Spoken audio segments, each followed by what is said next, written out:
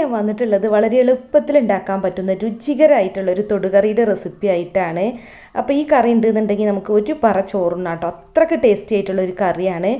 അപ്പോൾ ഈ കറി ഉണ്ടാക്കാൻ വേണ്ടിയിട്ട് ഒരു പാൻ ചൂടാക്കിയിട്ട് അതിലോട്ട് 2 ടേബിൾ സ്പൂൺ വെളിച്ചെണ്ണ ചേർത്തിട്ടുണ്ട്. പിന്നെ അതിലേക്ക് 1/4 ടീസ്പൂൺ ഉലുവയും 1 ടീസ്പൂൺ കടുകുമാണ് ഇട്ടുകൊടുത്തത്. ഇനി ഇതിലേക്ക് ഒരു കുഞ്ഞു കഷ്ണം ഇഞ്ചി ഇതുപോലെ നീളത്തിൽ കട്ട് ചെയ്തതാണ് ഇട്ടുകൊടുക്കുന്നത്.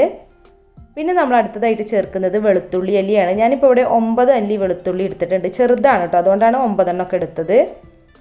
പിന്നെ വേണ്ടത് ചെറിയ ഉള്ളിയാണ്. അതിപ്പോൾ ഞാനിവിടെ 1/2 കപ്പോളം എടുത്തിട്ടുണ്ട് കേട്ടോ.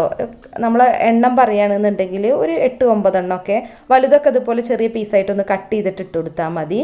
പിന്നെ ഒരു തണ്ട് കറിവേപ്പില ഇട്ട് കൊടുക്കുക. പിന്നെ ഇതിലേക്ക് മെയിനായിട്ട് ചേർക്കുന്നത് പച്ചമുളകാണ്. ഞാനിവിടെ 5 പച്ചമുളക് എടുത്തിട്ടുണ്ട് കേട്ടോ. അപ്പോൾ ഇതൊക്കെ 4 പീസായിട്ട് കീറിയിട്ടുണ്ട്. പക്ഷേ മുളകുമ്പോൾ നിന്ന് വിട്ട് കൊടുക്കാതെ ഈ ഒരു പരുവത്തിലാണ് കേട്ടോ. അല്ലാതെ 4 പീസായിട്ട് ഇങ്ങനെ കട്ട് ചെയ്തിടണ്ട.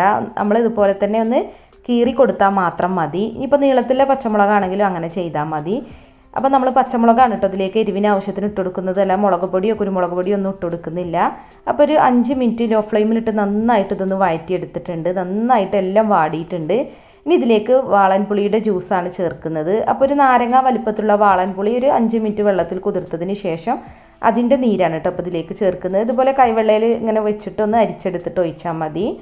വാളൻപുളിയുടെ ജ്യൂസ് ഞാനിതിലേക്ക് ഒഴിച്ചിട്ടുണ്ട്. ഇനി ഇതിലേക്ക് കുറച്ച് വെള്ളം കൂടി ഒഴിച്ചിട്ട് ഒന്നും കൂടെ കഴുകിയിട്ട് ഇതിലേക്ക് ഒഴിച്ചു കൊടുക്കുക.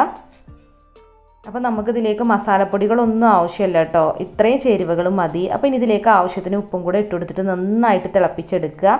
തിളച്ചാൽ മാത്രം പോരട്ടോ, കുറച്ച് സമയം നമ്മളിതൊന്ന് വറ്റിച്ചെടുക്കണം. ഈ പുളിവെള്ളത്തിൽ കിടന്ന് ഇതൊക്കെ ജസ്റ്റ് ഒന്നും കൂടെ ഒന്ന് വേവണം. അപ്പോൾ അതിന് വേണ്ടി നമ്മളിതൊന്ന് അടച്ച് വെക്കുകയാണ്. അടച്ച് വെച്ചിട്ട് കുറഞ്ഞ തീയിലിട്ടിട്ട് ഒരു 5 മിനിറ്റ് ഒന്ന് തിളപ്പിച്ചെടുത്താൽ മതി. അപ്പോഴേക്കും വെള്ളമൊക്കെ വറ്റി നല്ല കുറുകിയിട്ട് നമുക്കിത് കിട്ടും. അപ്പോൾ ഇതുപോലെ കറി ഉണ്ടാക്കാൻ എളുപ്പമാണ് കേട്ടോ, പക്ഷേ നല്ല ടേസ്റ്റാണ്. നമുക്ക് ചോറിൻ്റെ കൂടെ വേറെ ഒന്നും ആവശ്യമില്ല, ഈ കറി മാത്രം മതി. അപ്പോൾ നമ്മുടെ വീട്ടിലുള്ള കുറഞ്ഞ ചേരുവകൾ കൊണ്ട് ഉണ്ടാക്കാൻ പറ്റുന്നൊരു കിട്ടു കറിയാണ് കേട്ടോ അത്. കണ്ടതിപ്പോൾ നന്നായി തിളച്ച് കുറുകി വന്നിട്ടുണ്ട്. അപ്പോൾ ഉപ്പ് വേണമെന്നുണ്ടെങ്കിൽ ഈ സമയത്തൊന്ന് നോക്കിയിട്ട് വേണമെന്നുണ്ടെങ്കിൽ ഇട്ട് കൊടുക്കുക. അപ്പോൾ ഞാൻ ഇനി ഇതിലേക്ക് ചേർക്കുന്നത് ഒരു 1/2 ടീസ്പൂൺ പഞ്ചസാരയാണ് കേട്ടോ. അപ്പോൾ ഇതിൻ്റെ ടേസ്റ്റ് ഒന്ന് ബാലൻസ് ചെയ്യാൻ വേണ്ടിയിട്ടാണ് ചേർക്കുന്നത്. പഞ്ചസാരക്ക് പകരം ശർക്കര ഉണ്ടെന്നുണ്ടെങ്കിൽ അതാണ് കേട്ടോ ഏറ്റവും നല്ലത്. അപ്പോൾ ഈ എരിവും പുളിയൊക്കെ ഒന്ന് ബാലൻസ് ചെയ്യാൻ കുറച്ച് മധുരം കൂടി ചേർക്കുമ്പോൾ നല്ലതാണ്. അപ്പോൾ നമ്മുടെ കറി നല്ലൊരു കൺസിസ്റ്റൻസി ആയിട്ടുണ്ട്. ഇത്രയും മതി കേട്ടോ. ഇനിയിപ്പോൾ ഇത് തണുത്ത് കഴിയുമ്പോൾ ഒന്നും കൂടെ കുറുകും. അപ്പോൾ നമുക്ക് ഫ്ലെയിം ഓഫ് ചെയ്യാം. എന്നിട്ട് ചൂടോട് കൂടി തന്നെ ഒരു സെർവിങ് ബൗളിലോട്ട് മാറ്റാം. അപ്പോൾ നമുക്കൊരു പ്ലേറ്റിൽ ചോറും ഈ ഒരു കറി മാത്രം മതി കേട്ടോ. എത്ര ചോറ് വേണമെങ്കിലും കഴിക്കാൻ നല്ല ടേസ്റ്റാണ്. പിന്നെ നമുക്ക് കൂട്ടാൻ വെക്കാൻ ഒന്നും വീട്ടിലില്ലാത്ത സമയത്ത് ഉണ്ടാക്കാൻ പറ്റിയ നല്ല ടേസ്റ്റി ആയിട്ടുള്ളൊരു കറി കൂടെയാണ് കേട്ടോ. വേണമെന്നുണ്ടെങ്കിൽ ഇതിൻ്റെ കൂടെ പപ്പടമോ അല്ലെങ്കിൽ മുട്ട പൊരിച്ചതോ ഉണ്ടെന്നുണ്ടെങ്കിൽ കുശാലാണ് ഊണ്. അപ്പോൾ ഒന്ന് ട്രൈ ചെയ്ത് നോക്കുക. പിന്നെ നിങ്ങൾക്ക് വീഡിയോ ഇഷ്ടമായിക്കണമെങ്കിൽ ലൈക്ക് ചെയ്യുക, ഷെയർ ചെയ്യുക, കമൻറ്റ് ചെയ്യുക.